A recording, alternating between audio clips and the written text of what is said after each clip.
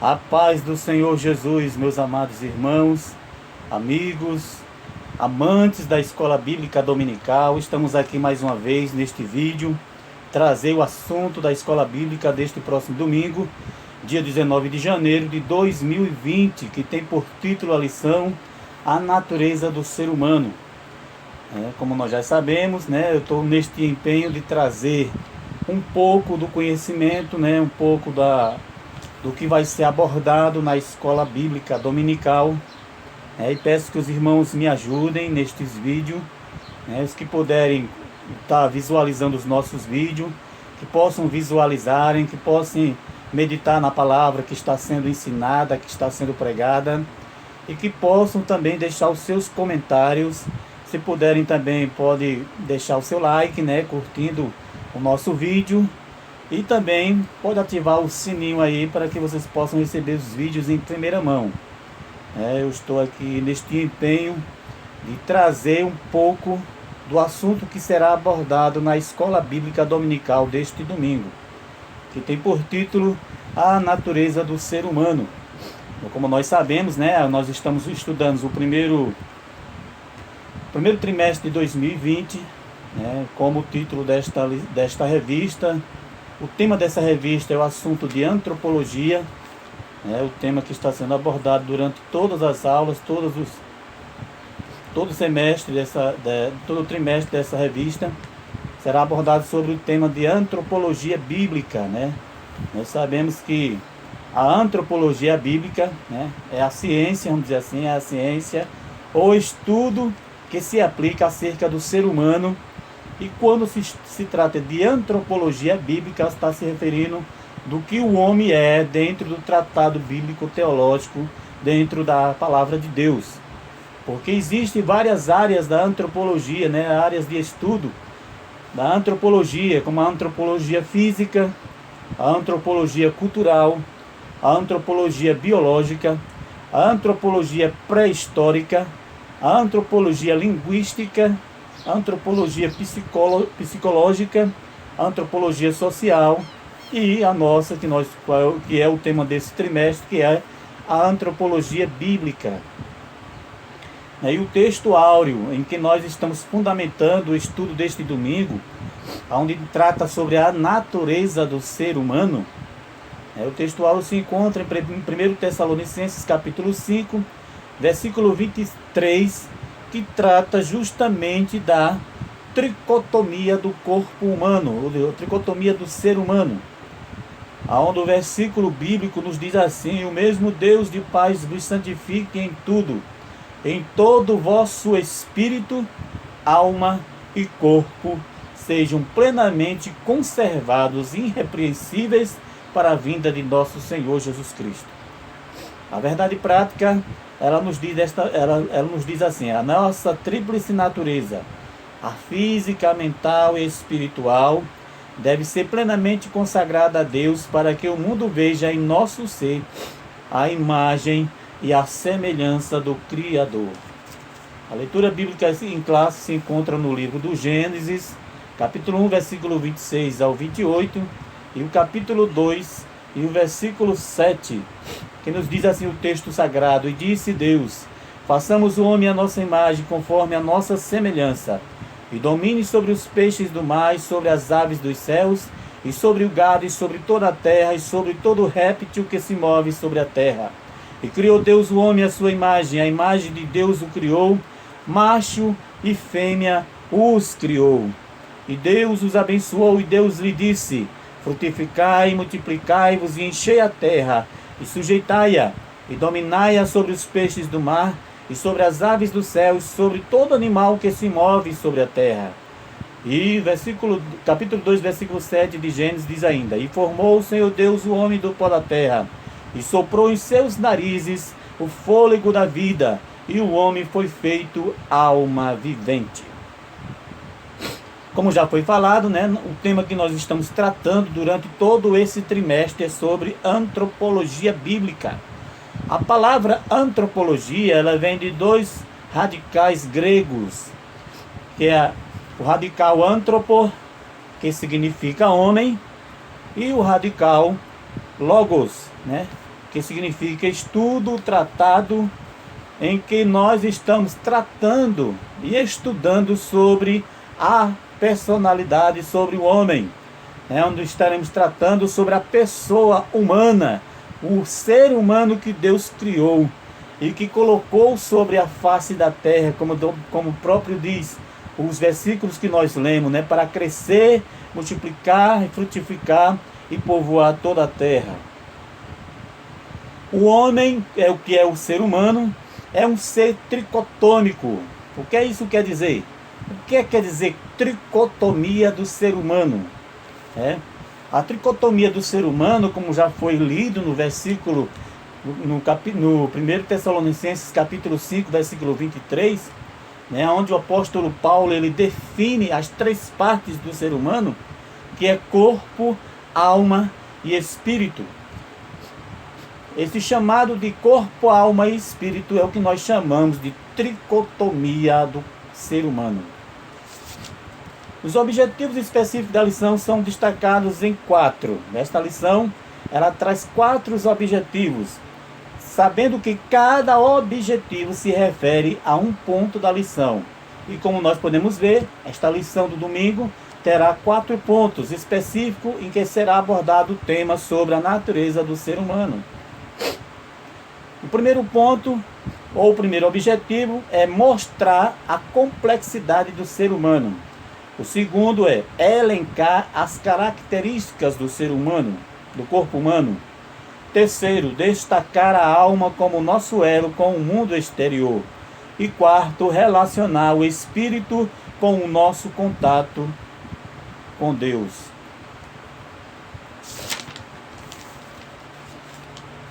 Como nós podemos ver, a introdução, ela nos diz assim: a aula de hoje estudaremos as partes que constituem a natureza humana, que é corpo, alma e espírito.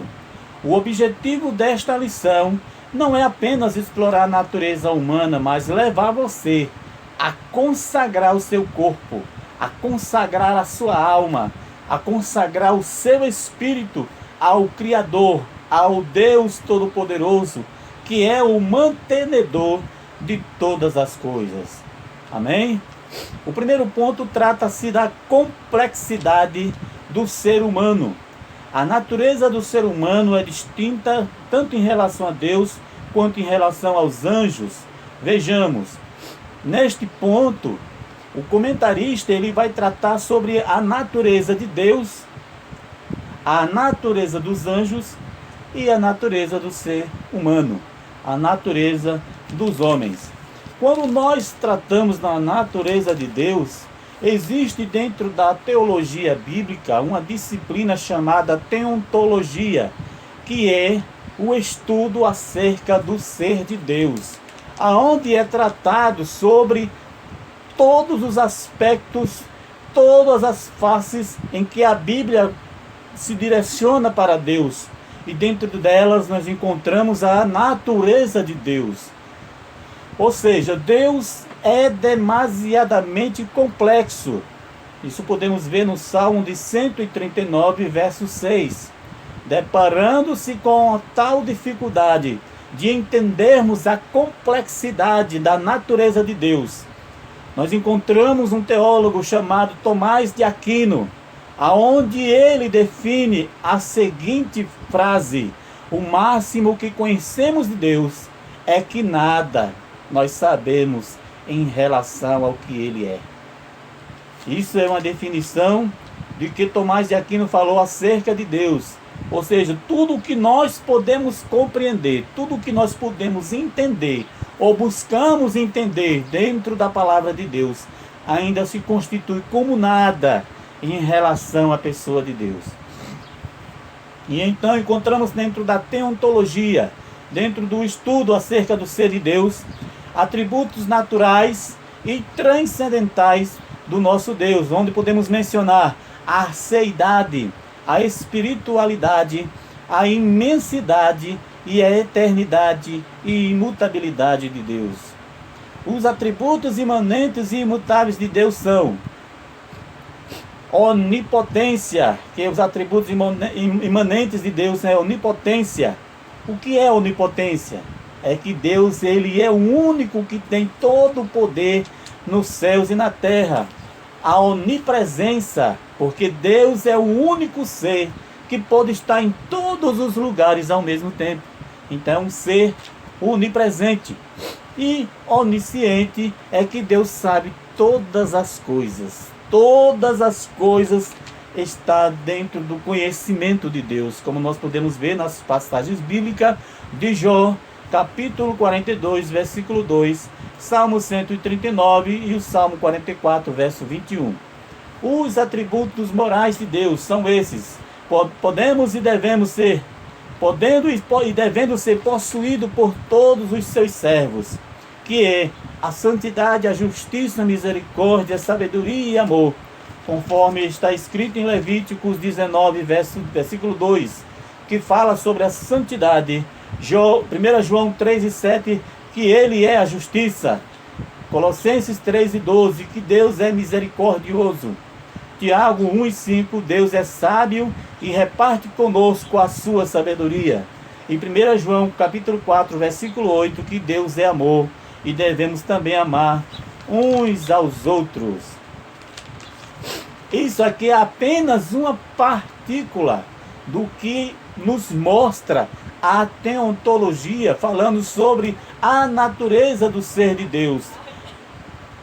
E dentro dela nós podemos entender também que, ao contrário do ser humano, como diz aqui o nosso escritor comentarista, Deus possui uma única natureza. Por essa razão ele é definido pelo próprio Filho como sendo Espírito, como está escrito em João capítulo 4, versículo 24. E isso significa dizer que, para existir, o Senhor ele não necessita, como nós, de uma natureza composta de corpo, alma e espírito. Mas o Todo-Poderoso define a si mesmo como aquele que simplesmente é: eu sou o que sou. Êxodo 3,14. Ele existe por si mesmo. João capítulo 5, versículo 26. A natureza dos anjos. Diferentemente de nós, os anjos também são espíritos, todos dotados de livre-arbítrio, a fim de que pudessem servir a Deus voluntariamente.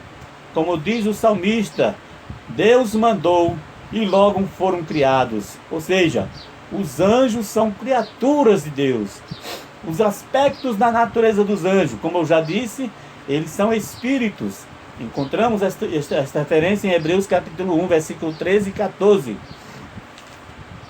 Os anjos também são assexuados, ou seja, eles não possuem sexos, e não se reproduzem, como está escrito em Lucas capítulo 20, versículo 34 ao 36, sobre a passagem dos saduceus, uma passagem bem conhecida, em que os saduceus questionam Jesus a respeito da ressurreição de uma mulher, sendo que esta mulher havia se casado com 7 irmãos. E então eles perguntam: de quem será esta mulher? E Jesus responde: no céu não se dão em casamento, porque serão como os anjos. Por quê? Porque não possui a sexualidade, não possui sexo. Não são macho e nem fêmea, mas apenas espíritos diante de Deus. A criatura, ou seja, os anjos foram criados por Deus, como está escrito em Salmo 148, versos 2 ao 5.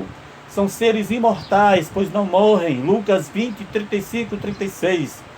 São numerosos, são hostes espirituais. Lucas 2 e 13.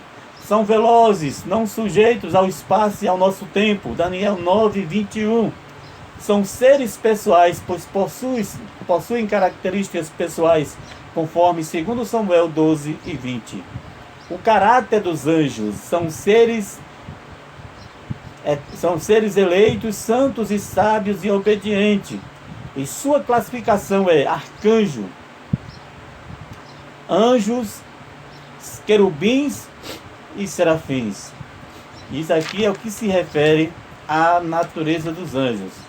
E quando nós passamos para tratar da natureza dos homens, do ser humano, nós temos as seguintes definições. Já os seres humanos possuem uma natureza que pode ser descrita como dupla.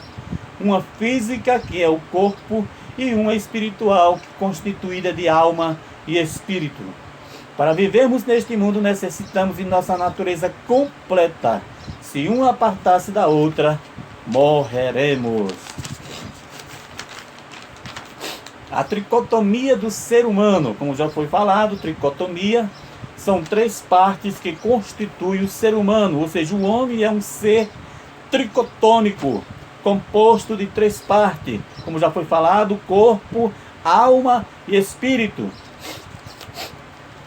O corpo é uma estrutura física e visível criada por Deus que dá a sustentabilidade ao ser humano, chamado homem. Já o espírito é o que dá a utilidade ao corpo, trazendo a vida e a movimentação do corpo humano. A alma é conhecida no mundo teológico como o centro das emoções humanas. E assim então nós observamos que após o espírito ser retirado do ser humano, o corpo torna-se para o pó da terra, porque o espírito que é a forma ativa de Deus na sua criação, torna-se para o Senhor que o deu. E a alma, que é o psiqueiro humano, que é conduzido para o Hades, ou então para o seio de Abraão, para aguardar o dia do juízo final. E aqui encontramos a diferença dos seres humanos e aos seres animais. Em 1 Coríntios capítulo 2, versículo 14 e 16, 3 de 1 a 4, o apóstolo Paulo nos mostra que o homem natural, psíquicos, no versículo 14, que é o termo que naturalmente quer dizer pertencente à alma, é chamado de homem natural, porque ainda não experimentou a regeneração.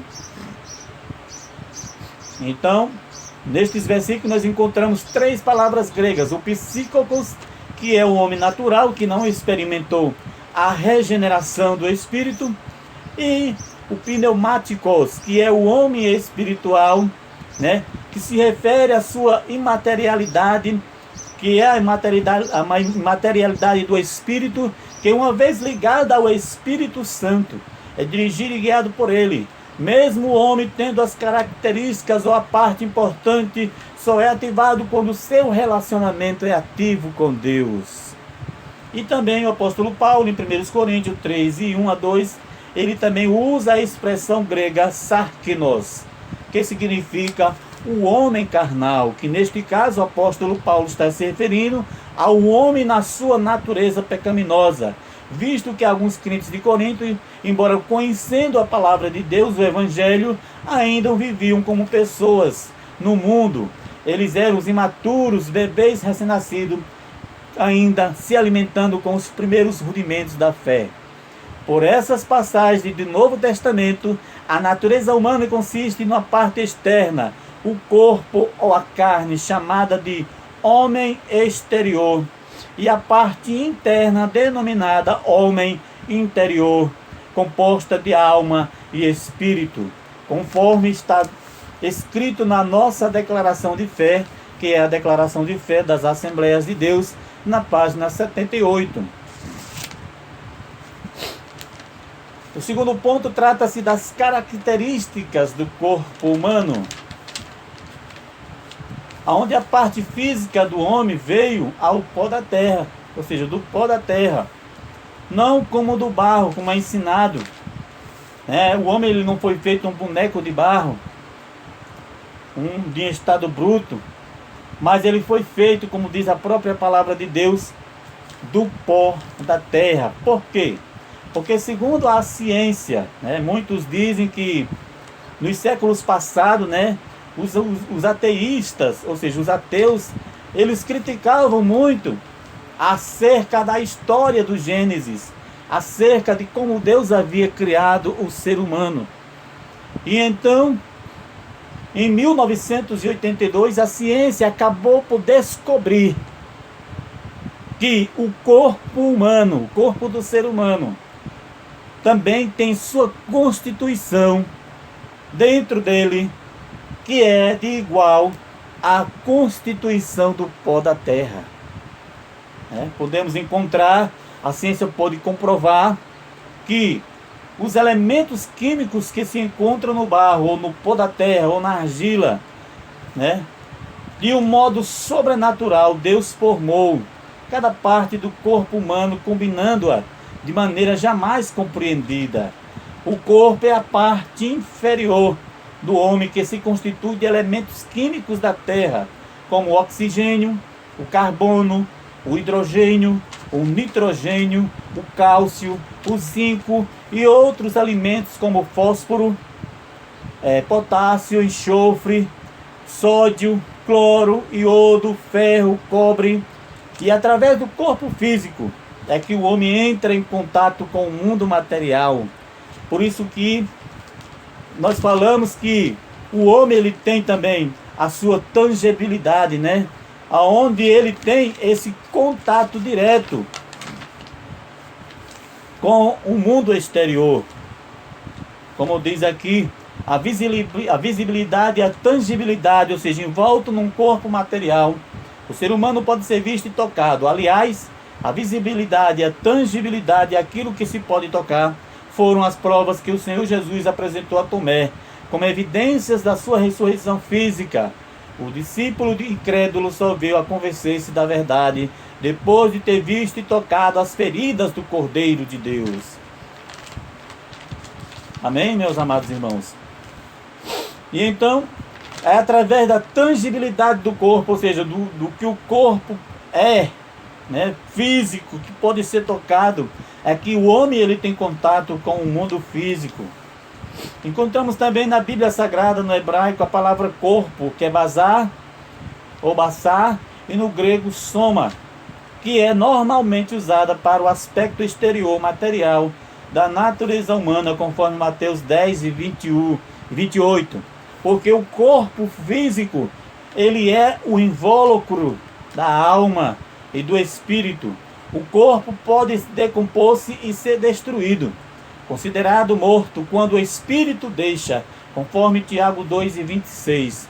O corpo pode ser restituído por Deus e ressuscitado, como diz o apóstolo Paulo em 1 Coríntios 15, 42, 44, 53.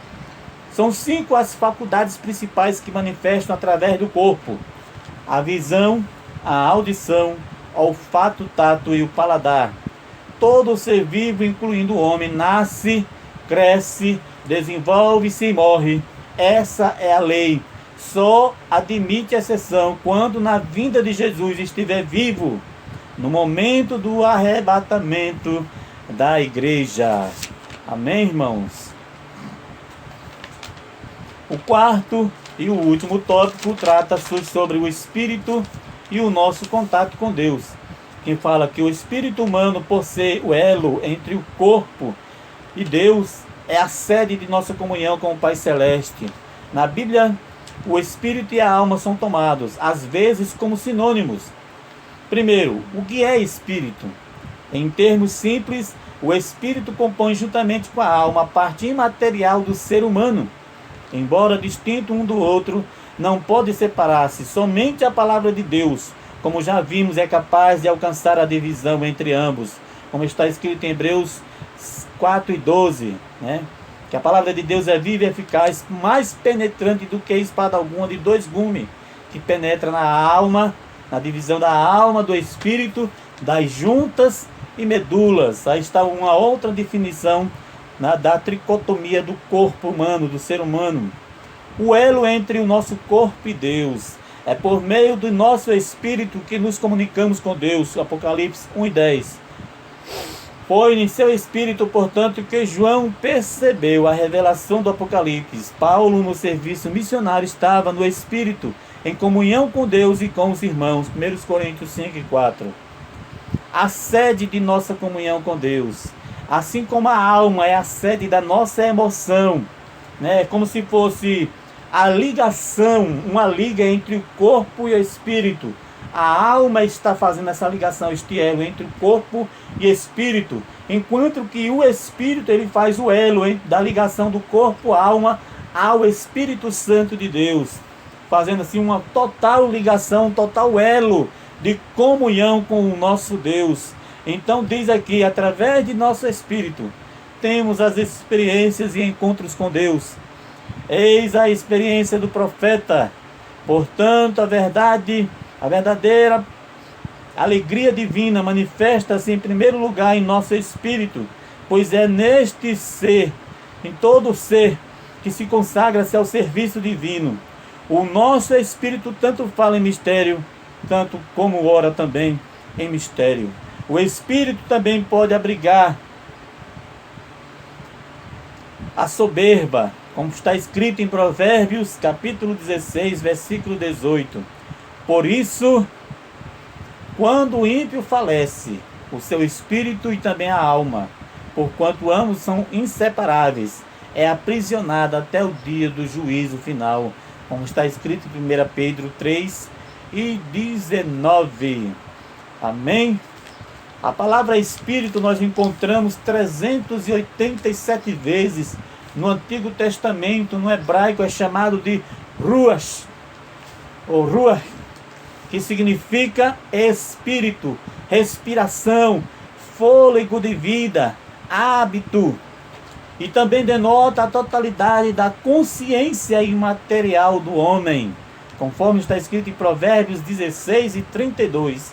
E em Daniel capítulo 7, versículo 5, o Ruach está contido no seu invólucro como corpo.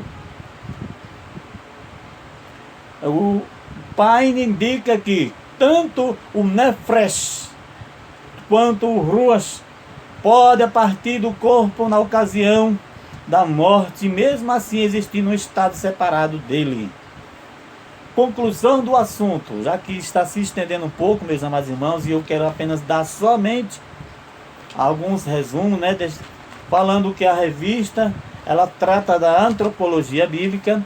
Os irmãos que gostam de se inteirar mais na palavra de Deus, além da revista, nós também temos o livro de apoio, onde tem um conteúdo mais completo e aprofundado acerca dos assuntos abordados na escola bíblica dominical, e que os irmãos também possam também dar o seu parecer, se tiver algum erro durante as mensagens que foi transmitida, os irmãos podem comentar, podem falar, podem dizer também o que pode ser melhorado, para que nós possamos se organizar mais, já que este é o meu segundo vídeo, E eu quero concluir o assunto a respeito do ser humano, com a conclusão da própria revista, em que o escritor ele nos fala assim: o homem é um ser tanto físico quanto espiritual. Por essa razão, Deus requer nossa completa e uniforme santificação. Temos de ser santo no corpo, na alma e no espírito. Jesus morreu e ressuscitou, a fim de que sejamos santos em todo o nosso ser. E quando do arrebatamento da igreja, apesar de nossas limitações, o Senhor nos revestirá da imortalidade e da incorruptibilidade. Busquemos a santificação. Todo o nosso ser pertence a Deus. Somos o templo do Espírito Santo. Aleluia. Glória a Deus. Que você possa meditar neste assunto, nesta palavra que foi lida. Que você possa verdadeiramente reconhecer que todo o nosso corpo, todo o nosso ser, toda a totalidade da nossa vida, as três partes que compõem o ser humano, que o corpo, alma e espírito, todos eles pertencem a Deus e devem glorificar e exaltar o seu santo nome. Sabemos que de nós mesmos nós não temos nada, mas somos dependentes de Deus, somos dependentes desse ser maravilhoso, do seu Espírito Santo, porque o homem sem Deus, ele não é nada, apenas um ser vivo fisicamente neste mundo, mas que espiritualmente está morto em seus delitos e pecados, na sua forma, na sua natureza humana pecaminosa.